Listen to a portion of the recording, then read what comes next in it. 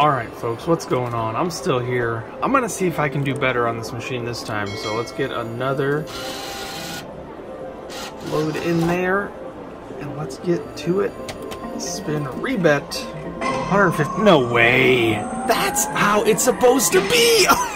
Oh my goodness, I'm so upset that it's not that silver, but that's the way it's supposed to be. This is why I can't walk away every single time. You never know what's on the horizon. That's instant.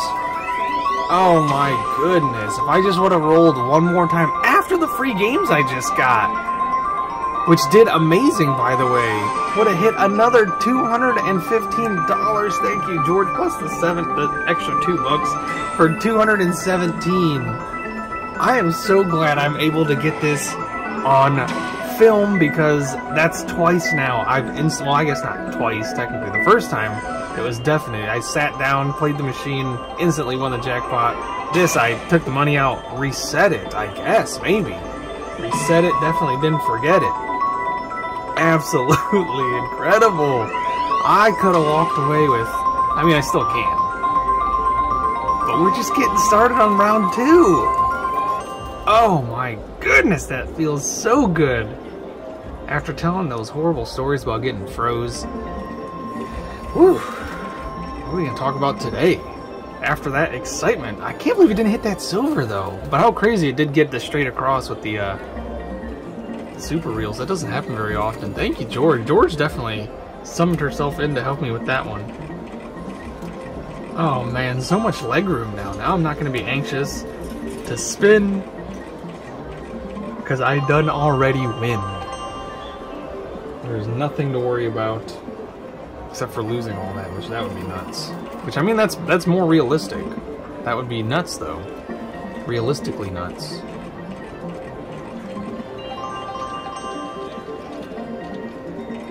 I remember quite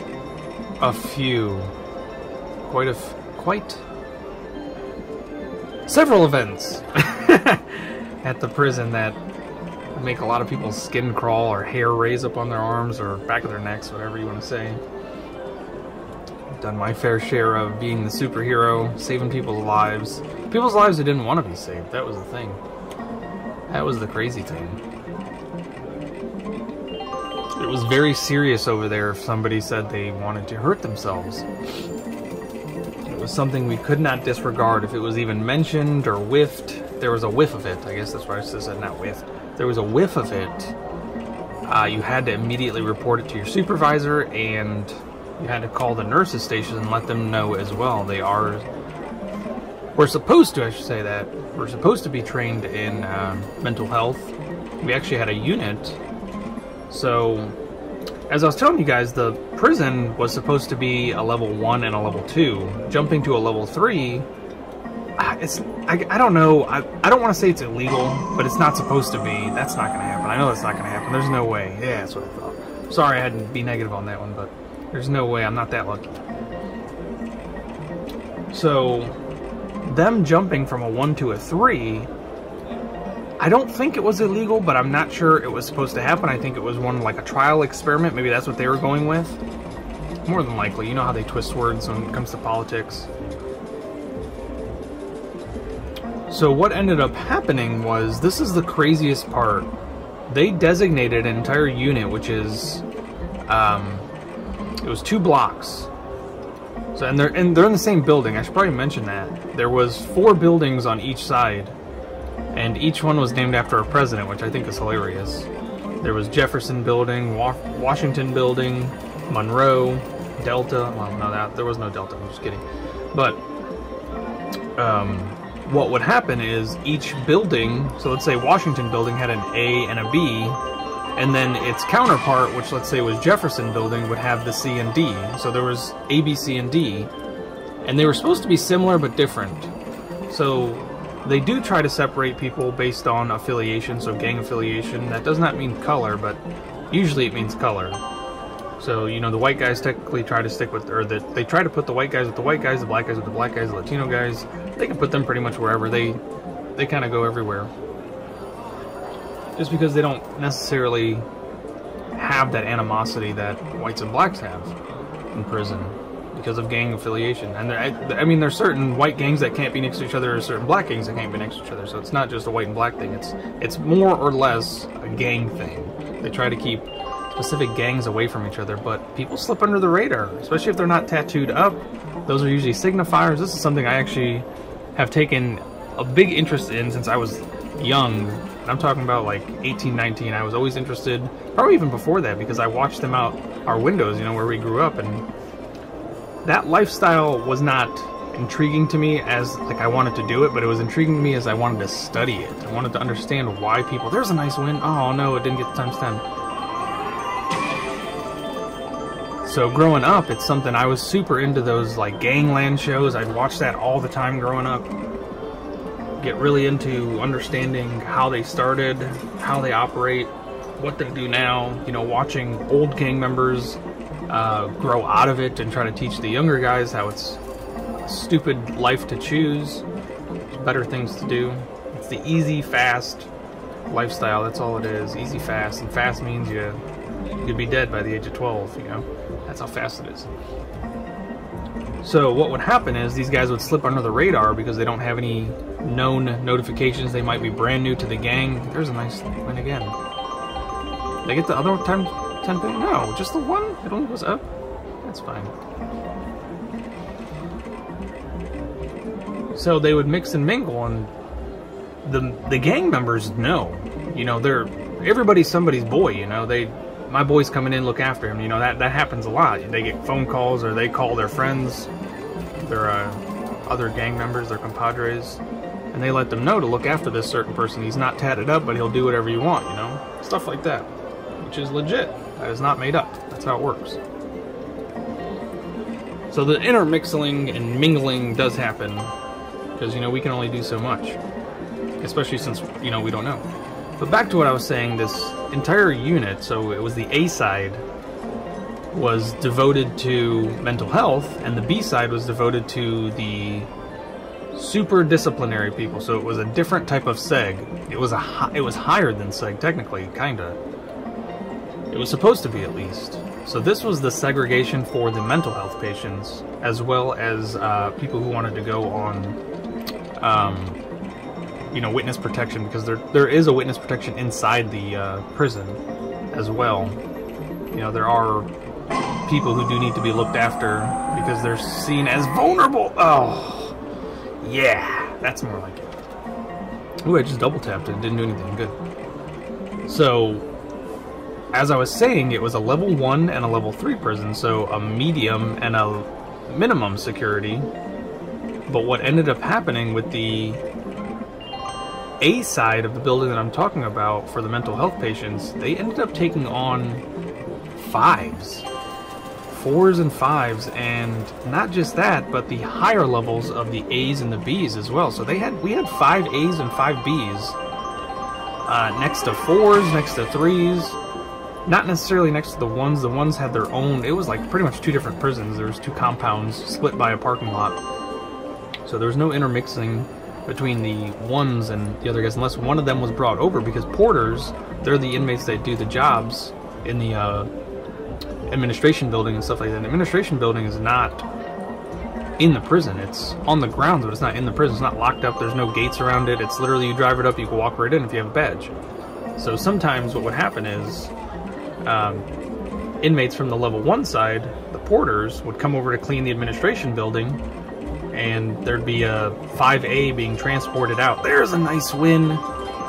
Or a 5B being transported out. So that was about as close to contact as those guys would come. And typically nothing's going to happen in that instance. The level 1 guy, especially if he's cleaning the administration building where there's very minimal supervision, he's probably a really stand-up guy. Let's just say that. I won't call him an inmate at that point, because he's doing everything he can to not be an inmate. He was probably on his way out. He had to have been there some time, but he's probably on his way out. Prison, in case you didn't know, a lot of people do confuse this, is over a year, or I guess I should say a year to over a year. So if you spend less than a year, you're going to jail. That's typically how it is if you get sentenced like that. You're typically going to jail if you're going to spend less than a year in lockdown. So that was the craziest thing to me, is that you weren't supposed to even have 1s and 3s together, but here we are at this prison. Things are changing left and right. There's new policies going up every day, old policies getting brushed under the rug because they didn't work. We're just supposed to forget about them, don't use them anymore. And we've got 1s, 3s, 4s, 5s, 5As, 5Bs, and these are the guys who literally do not care. They have killed multiple people, they have killed women, children, they have done all kinds of heinous crimes. And they're not necessarily locked down 24/7 like some people think. It's not like that. They get a lot of free time. It's supposed to help with the reformation. But, you know, at that point, most of these guys are serving life sentences. What's the point in their mind to reformation? A lot of them do turn to religion, which is always a good thing. But it can be, oh, that platinum popping up right in the middle. That would be absolutely nuts. I'd go home for sure. Kiss the wife and tell her I lost it all, and I'm just kidding. I'm not married. That's what I'm kidding about. I should clarify, we'd definitely go on a nice little trip, that's for sure. I've mentioned it before, y'all know. Y'all know. Once this is your first time here, if this is your first time here, go ahead and subscribe. What are you waiting for? Especially if you made it this far. You're already almost 12 minutes in. If you're this far, go ahead and subscribe, like the video, leave a comment, let me know it's your first time here. Let me know what type of stories you like as well. I'm going to do a little, oh, come on now, being all scattered like that. I think I'm going to talk a lot about the, my prison days in these upcoming videos. Of course, I talked about it. This would technically be tomorrow's video, but in today's video, I talked about it. So I think I'm going to keep that up and see how it goes.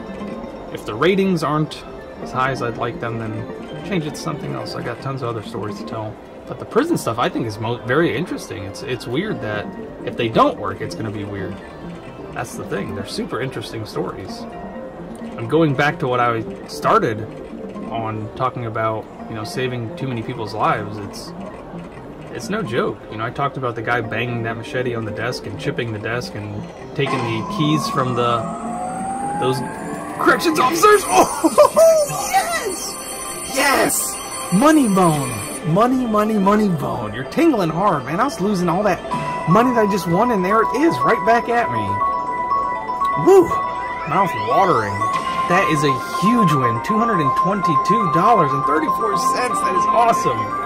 Absolutely awesome. I knew it wasn't a good idea to leave. Oh, $440. That's magical. Absolutely magical. George is feeling magical. Woof. Talking about people getting... Oh, wow, and a nice win right after that. Oh, I guess that's not as nice as I thought. But still, take the extra $2.25. Not bad. Talking about people getting injured in prison, getting back-to-back checks. Not back-to-back, but, you know, back-to-back enough. I mean, the first spin, and that could have been the last spin. I could have ended it like that. That would have been great. This would have been a really short video, though. Got a lot more to talk about. Oh, that gold just sitting there. It looks so pretty. Whew. That's a nice gold, too. Almost $5,000. But I'm gonna settle for that silver if that happens. That'll be real nice. Really, really nice.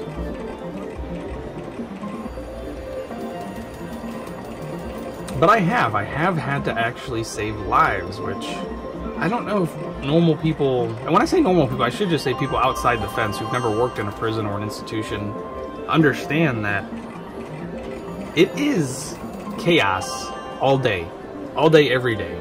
Some people say it's organized chaos. I did not. It is not organized. Anything could happen at the drop of a hat, and it could literally throw everything into chaos. That's how prison riots happen. Those are typically planned, by the way. They don't just happen out of the blue. Those are typically planned, and both sides are usually in agreement on what's about to happen. So, it is it is literally a war. That is a battle.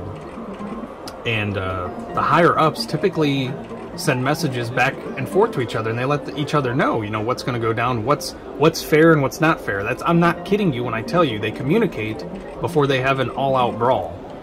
they set rules before it happens, because they still have to live there at the end of the day, and if people die, people die.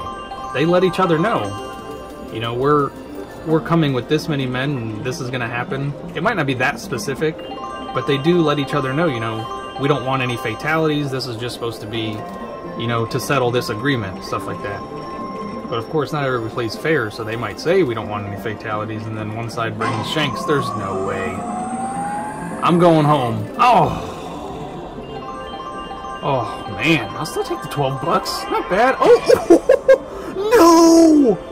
Oh my goodness, I closed my eyes in disappointment from not hitting it, only to realize I missed it on both sides? Oh my goodness. Woo, just got really lightheaded. Wow, that was a huge fast exhale because of how crazy that was. How did I miss that? Oh my goodness, disappointed by one, double disappointed, or actually quadruple disappointed. It exponentially grew the disappointment in that. Oof. Oh man. Man, oh man, this machine. Such a tease. But a good tease. We'll talk about that another day. The thought process that just went through my head, if you guys could only be a part of it. A lot of you would be like, yeah, I'm done. Checking out. This was great. Thanks. You will find out eventually. If this, if my prison tales and stories of the Clink take off, you know. I know a lot of you do enjoy just about any story I tell, but these ones are not nice stories. You know, saving somebody's life sounds nice, but the chaos and commotion that goes into it, and just the, you know, watching somebody change colors when they're not supposed to, or watching somebody's, this is graphic, blood leak all over the floor, you know, and having to shove your hands in places you never want to shove your hands, and you have to make sure you have proper protection because there are lots of diseases in prison. I had a buddy, he was doing a search on a guy, and he had a needle in his head, and who knows what that needle is for. He had a needle in his hair. He was hiding it there, and my buddy was doing a pat-down. He even had a glove on. It was just a plastic latex glove. It went right through the glove. Let's go home. Oh. Whew. So, you want to talk about it. So, for one, he hates needles. Absolutely dreads needles. Does not like blood, does not like needles. He gets pricked by a strange needle in prison. He absolutely lost it. He went on stress leave. That's how bad it was. That's how stressed out he was. Because it turns out that that inmate did have a couple of diseases. But thank goodness, none of them were transmitted through that needle prick. But you know, you don't know until the tests come back. And some of those tests didn't come back for 3 weeks. So for 3 weeks, he's literally biting his nails to the point where his fingers are bleeding because he's so nervous. So it's not a fun lifestyle. It's not a fun career choice. There's a nice win.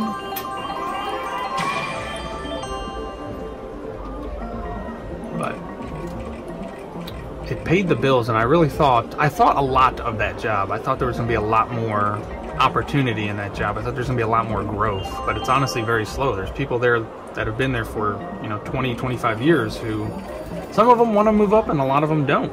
And it's funny to see the difference between the eagerness and the people who just want to get to retirement. You know, you've got people who've been there 20 years saying, yeah, I can't wait to maybe get major one day, which there's only one major. So, you know, once that major retires, then that position opens up, which is funny enough because that actually did happen while I was there. That position opened up, and a captain who I didn't get to meet at the time, but I met him as major, took that position, which worked out very well. He was a very good major in my opinion. He was actually one of the best. He was stone cold Steve Austin a-hole type. But if you did your job and you did it right, he liked you. And that's how people came to like me. And also how people came to hate me, quite honestly. I was saying it before, you know. There's a lot of people who don't want you to do your job. And you always have to, you know, hold your ear close when they don't want you to do the job. You got to find out why, if you want to. Nice, nice, nice, nice. So you know, you got it coming from both sides. That was the scary part. That was always the scary part, is that it could come from both sides at any time. Alright! Take it. 20, 20, 20. Oh man, those 25s are all huddled on the left side, the George side.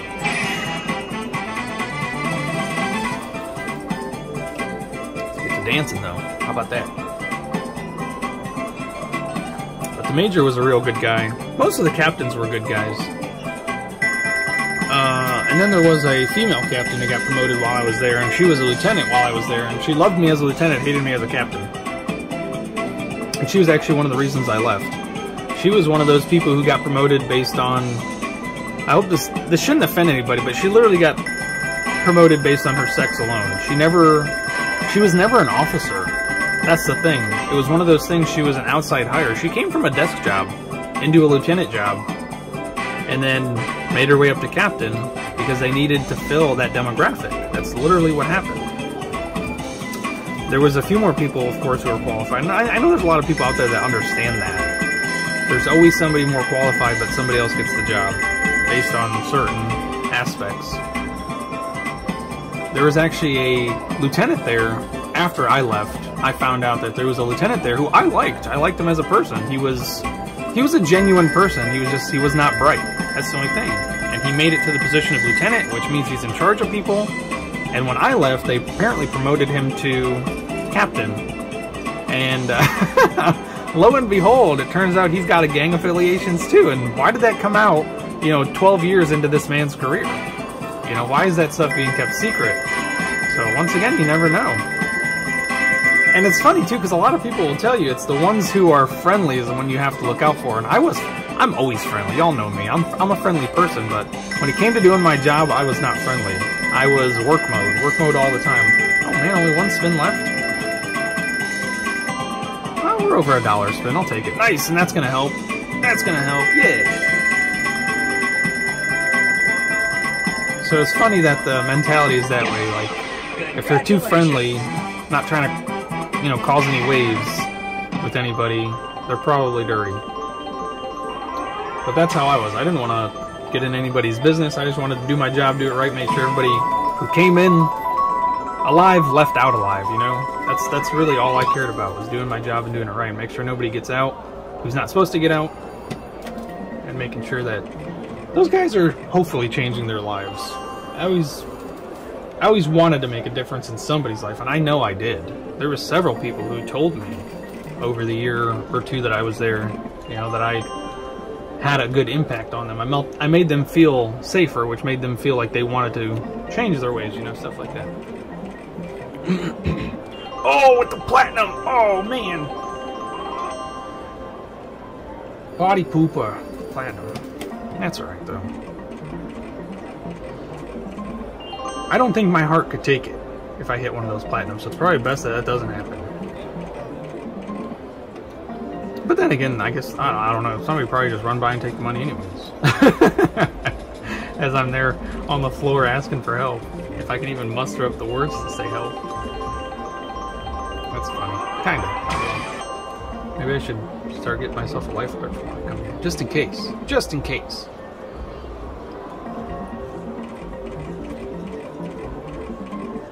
I have noticed, though, I was going to say, the machine was loud today. I thought about just now turning it down. But I'm thinking to myself, if I turn it down, then I won't get any more free games. We can't have that. Because what if I've been doing so good? Look at that, right off the rip with the 25.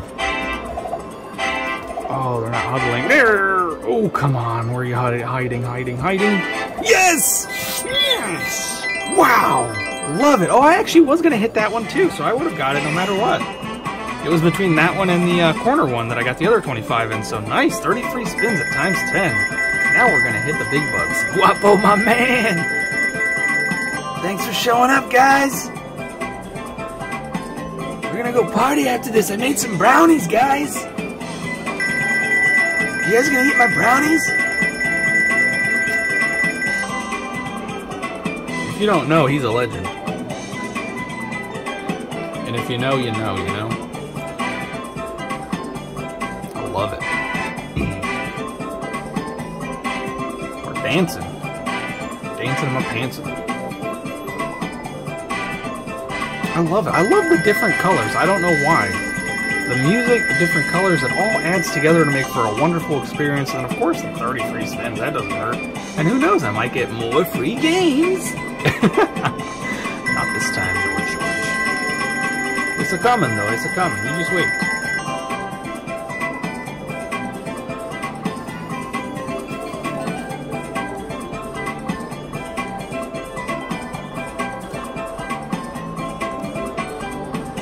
I'm trying to keep a running tally in my mind of how many people I actually saved their life while in there. I can recall at least 4 off the top of my head, and I'm sure there's more. I did prevent... Now, I will say that not everyone wanted me to save it, but sometimes it's just a cry for attention. You know, they want you to come when they, you know, when they need you to. So the problem is you can't see everybody from your desk. So if you weren't doing your rounds, which you're supposed to do one every half an hour, and it's supposed to be staggered, you're not supposed to do anything on a schedule, because I was saying earlier, those guys have nothing better to do than to try and figure out your schedule, which a lot of people make it way too easy for them. They get up every half an hour on the half an hour, and that's how they do their rounds. I did my rounds, sometimes you do 2 or 3 or 4 in an hour. You know, you keep it staggered, especially if you're watching for some suspicious behavior. And if you see something on one round, you know, those guys aren't dumb. They have signs, they have whistles, they do things that alert other people that you're coming. And you can't get to all of them at the same time. It's one at a time. That's a big unit. You know, you've got I think it was 125 or 126 inmates to 2 officers, and at night it was 1 officer, so 126 to 1. But they are locked down, so it's not a big deal. Sometimes, you know. There was actually one night, I'll go ahead and tell this story. This is an awesome story in my mind. It's scary as hell, but it's awesome because it shows how if you don't pay attention, you can get yourself killed. So it's awesome in the fact that it could have hurt somebody, and it taught everybody a great lesson. There was one night, an experienced officer, he'd been there about 7 or 8 years, was running a unit because we were short on staff. Either that, yeah, it had to have been that, because he had his food with him. So we were allowed to bring in food. Of course, it would get checked on the way in. So, sometime in the middle of the night, probably like midnight or 1 o'clock, he gets up to go get his lunch out of the fridge, which is in the middle room. You know, you have to go through 2 doors, 2 locked, solid steel doors to get to the kitchen. That way it keeps the inmates out of there, because it's not blocked off from them, but the doors prevent them from getting into it. And there's specific keys that you need to get in there. They're not just like little regular keys, you know, these are big fat keys that have crazy looking teeth on them. So he goes in there and he starts warming up his food. And, or maybe he was going to get a drink. It had to have been a drink, because when he came back, he had pizza. When he came back, his pizza was missing. And now he thinks that some other yard officer, which he was a yard officer, that was his regular position, but of course today he couldn't do it because they needed to fill that spot. So he's thinking the yard officers are messing with him. You know, he's been there 7, 8 years. He's a young guy. He's very friendly. So he's calling over the radio, who took my stuff, you know? And the captain gets on the air, and they tell him, you know, clean it up and what's going on. And he says, one of these guys came in here and took my food. So they go and check the camera, and they don't see anything. They don't see anything. Then they finally rewind it enough. And yes, they do have cameras, and it's those crappy security cameras which I'll never understand. There's no sound, but they finally get far back enough, and they see that he was in the break room, which is also a bathroom, so he could have been using the bathroom as well. I don't remember. This was several years ago. I don't remember that fine detail. But he used the bathroom, supposedly, maybe. He got his drink, came back to get his pizza. He claims he was only gone for 2 minutes. You know, that's what everybody always says. I was only gone for 30 seconds, 2 minutes. You know, I wasn't gone that long. He was gone for 15 minutes, and which is not okay, but it's okay because he had to do his rounds once every 30 minutes. So as long as it wasn't over 30 minutes, it was okay by the staff, you know, the administration staff, the upper staff, upper management staff.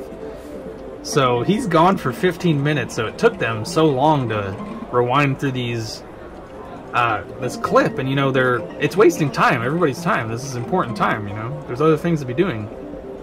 Third shift is not a dead shift, it's a busy shift. A lot of paperwork gets filed on third. So they finally see that out of the top corner, an inmate just pushes his door right open. This is a level 3 locked door, and I'm talking double locked. What he ended up doing before the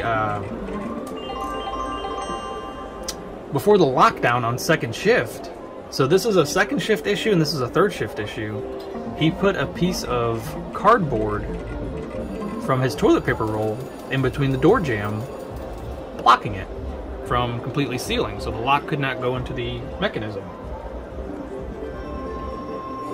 And what you're supposed to do on second shift, when you're doing your final round, which is where you go around and check everything, you're supposed to tug on that door as hard as you can. You're supposed to push it to make sure it's sealed, and you're supposed to tug it to make sure it's locked. And this is how you know people are not doing their job, because this guy, his door was jammed or ajar, and nobody noticed it on second shift. That's between 2 different officers, because for the last round, each officer has to go and do all of it. So one person does all of it, then the next person does all of it, and they're already locked down. Usually during second shift, they take turns, either doing top half or bottom half, or, you know, they rotate, or one person does the whole thing, and then the next round, the next person does the whole thing. But it slipped by 2 people on second shift. Third shift, when they come in, and they do their first round, what do you think they're supposed to do? That's correct. They're supposed to tug and push on every single door to make sure that it's not wedged open.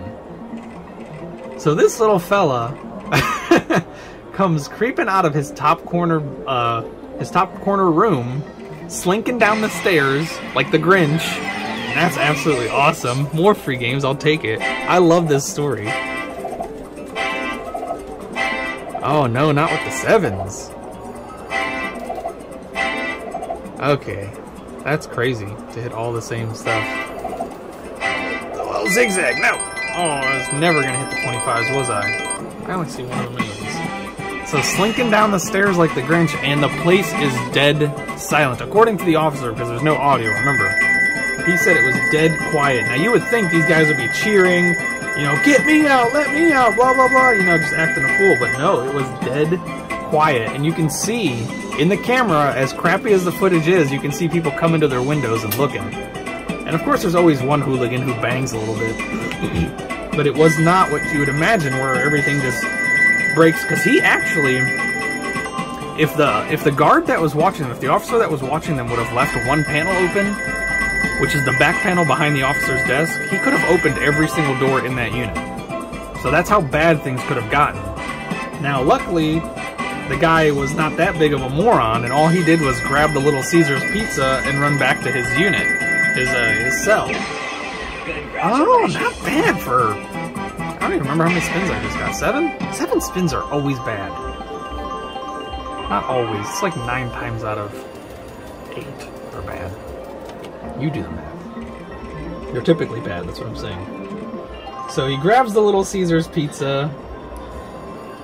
I don't know if there was anything else in the bag that he grabbed, but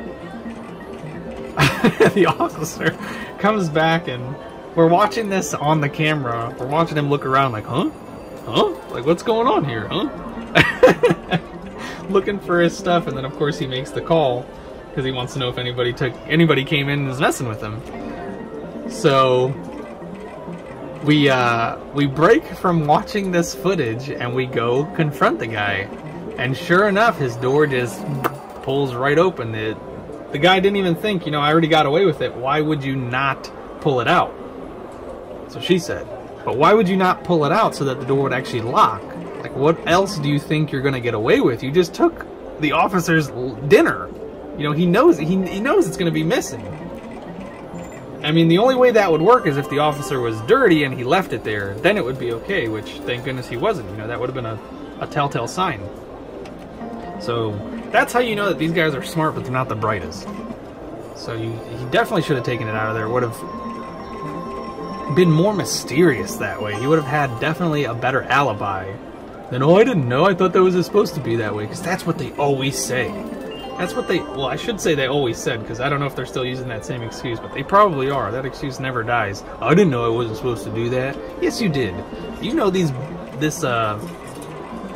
rule book inside and out. You guys have nothing better to do than to read it. And if I've read the whole thing several times, you've read the whole thing several times. You know, that's the way it has to be looked at. These guys know the rules. So if they're breaking it, they're doing it on purpose. Which is a lot of people didn't understand that. If they're breaking the rules, they're doing it on purpose. They understand what they're supposed to and not supposed to do. They've been told 101 times what they're supposed to and not supposed to do. Not just by the staff, but also by other inmates. You know, like I was saying, there's inmates that want to keep the peace, so they constantly are reminding people, hey, you can't do this, you can't do that, make sure you get this done on time, blah, blah, blah. One of the biggest issues I always had was people putting pants on pockets. Yes, believe it or not, they were not... Oh, no, that was too fast. They were not allowed to put... Did I say pants on pockets, or did I say pockets on pants? It's supposed to be pockets on pants. So you'd come in, and they're issued state uniforms. The uniforms they have belong to the state, not to them. They're loaned out. So any type of alteration is considered a... they get a ticket for that. And these are the tickets that usually get the slap on the wrist, which it's really up to you if you want to decide how serious something is. And when I say it's up to you, I mean the sergeant who has to deal with it. But if they're putting pockets on their pants, it's more than likely they're trying to conceal some type of contraband. Oh no, I did not just faint. I'm still here. Whew. Barely, though. Barely still here. So there was a lot of pants that I had to confiscate because they would put pockets on them. And when I say contraband, I don't know if you guys are picturing, you know, a cigarette or something, but no, they hide shanks in there too. So there's a very good reason why you would not want them to have pockets on their pants. And not only that, you know, they're walking around with their hands in them. You never know what could be in their hands. And I'm not willing to take that chance, are you? You know? What if you see them doing something dumb and you have to, you know, walk up to them to confront them about it, and they're having a bad day, or they're in a bad mood, or they don't want to be caught, or they have something bigger on them that they don't want you to see, and you're on the verge of seeing it, so what do you think happens? You know, that thing comes out and goes right in your neck. So I was never willing to take that chance. And that, of course, is just a hypothetical. It can happen. It's likely to happen. And like I was saying, I'm not willing to take that risk. I made sure things were done the right way because I wanted to avoid stuff like that as best as I could. So, there was one inmate, he would not give me his pants. I kept telling him, go to your room, take them off, and give them to me. Those are no longer yours. You're going to be issued a new pair. These ones are now contraband. You turned state property into contraband so that you could hide contraband. And he 100% was not willing to give them to me. So I walked up to his room because he tried to walk away to his cell to do God knows what. Maybe he was just trying to ditch whatever he was hiding in his pants while he wouldn't give them to me. And he turns around with his fist balled up. And that immediately is a sign of aggression. They teach you in OJT that is instantly a sign of aggression. You can immediately take action when you see that. You're defending yourself at that point. You don't know what's going to happen next, and you have the right to initiate force if needed. And I immediately pulled out my spray. It was split-second reaction. Pulled out my pepper spray and doused him. And unfortunately, he was by his cell, and his cellie was in there too. His cellie was trying to reason him, give him the pants so he can leave us alone. That's typically what happens. Give him what he wants so he can leave us alone. And and this was like 5 minutes before shift change, of course. So there's paperwork that has to be done. He has to be run down to medical because he has to get an evaluation. I have to be run down to medical because I have to get an evaluation. Anybody else that was affected by the pepper spray has to go down and get an evaluation. So that was that was a daily struggle. Stuff like that. Like stupid stuff that just got so escalated. Nice, good for games. Let's get something good out of this, though. No, hit the wrong button. Ta-da! Take it. That's good enough for me. But it's a funny story to me now that I think about it, because this guy more free games instantly. That's awesome. That You know, he got sprayed with pepper spray and then put into segregation for a few days just for resisting giving up his pants. So, you know, you always have to wonder, like, why was he trying to protect them? What was so important about those pants? It's not a fashion statement, trust me. And these guys would turn their pants, so they got blue pants, they would turn them into blue jeans, or blue shorts. And once again, you're altering them. Any type of rip or stitch into them is an alteration. They're considered contraband at that moment. And like I'm saying, you know, if they're putting pockets on them that you can see, there might be pockets you can't see. There's always more to think about than what you see. Just like with the Transformers, there's more than meets the eye. Always. These guys are always scheming. I don't say that lightly. They're always scheming. They want to be one step ahead of you. They don't want to get caught, and they want to be one step ahead of you. They might give you a diversion. Let's say you see them smoking a cigarette, and you go to take it from them. They'll give you the cigarette because in their pocket they're hiding some Suboxone, you know? They make it easy for you because they don't want you to continue your search. So you gotta think that way. Or you don't if you don't want to do your job. Which is why I could never train people to do that job, because I'd be the one telling them they need to do it that way. It needs to be done that way. You cannot take this stuff lightly. This is life and death. Even if you don't think it is, it's life and death. These guys are always planning something. And there's ones who are planning very dubious things. Because they've had enough, or they need protection, you know, something like that. Or they really just want to hurt somebody. They're bored. That's action to them. I mean, we're free and we like watching boxing, right? So you can only imagine those guys in there, how bored they must be with all that testosterone floating around. It's sport. They enjoy it.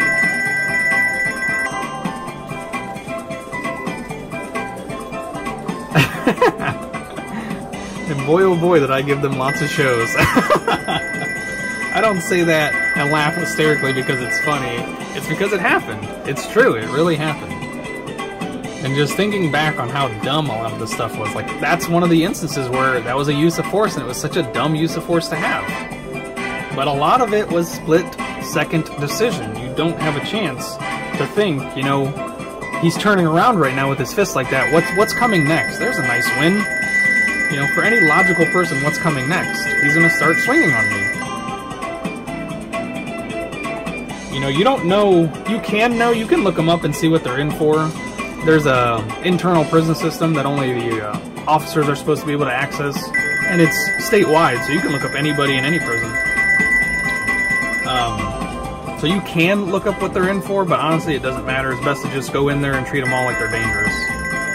You know, be cautious with everybody you deal with. I'm not saying treat them harshly or badly because they're...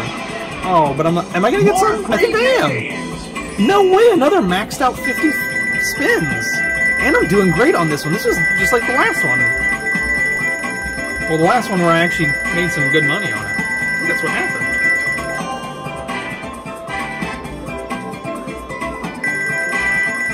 So yeah, you don't mistreat them, but you do treat them like they can hurt you. And one of the things they tell you when you're first starting there, you know, when you're going through OJT and you're going through your CTA, they tell you, if they ask you a question and you don't know the answer, immediately tell them no. It's honestly just like with children. Honestly, just like with children. You tell them immediately no, and you'll check in on it, but make sure you keep your promise, because respect and rapport is big in there. If you did not know that, respect is huge in prison. If you disrespect somebody, it's a very bad thing. It's legit. Just like in the mafia, no disrespect. So if you tell them you're going to do it, you better do it, because if you don't, then you lose your rapport.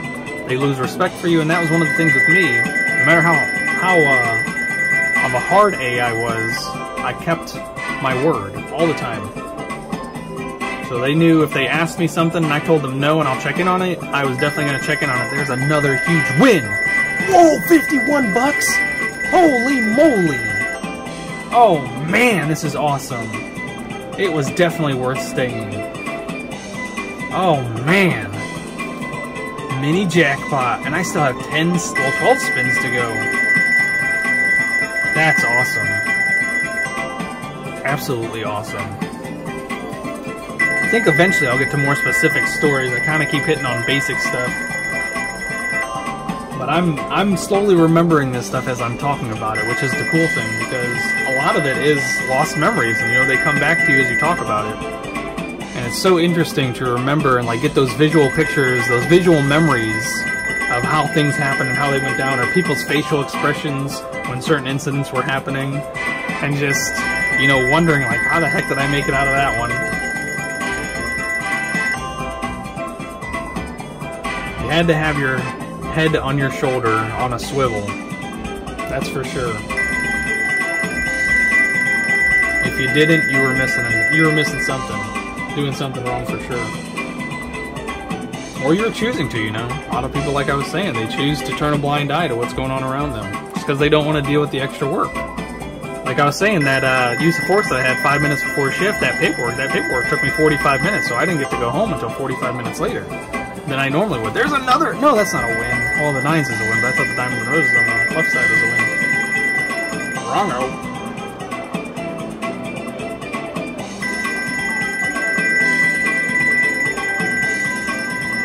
Man, gotta keep dancing. Keep dancing. I'm gonna be sweating up here in a second. It's actually nice and cool. And then when I go outside, it's freezing, so... Nice! Holy moly! That puts me well over where I was planning on being. And out of good fashion, since it happened last time, I ended on free games and then the next spin was an instant jackpot. We're gonna go for it. Oh, come on, don't make me look stupid. Hey, I'll take the 30 cents, but that is going to be it for this episode. I hope you folks enjoyed. I hope you're looking forward to more Tales from the Clink. If you haven't already, please subscribe. Make sure you give the video a thumbs up, a like, and don't forget to drop a comment. Let me know what you'd like to know about or hear about, and I will see you in the next one, folks. Take it easy.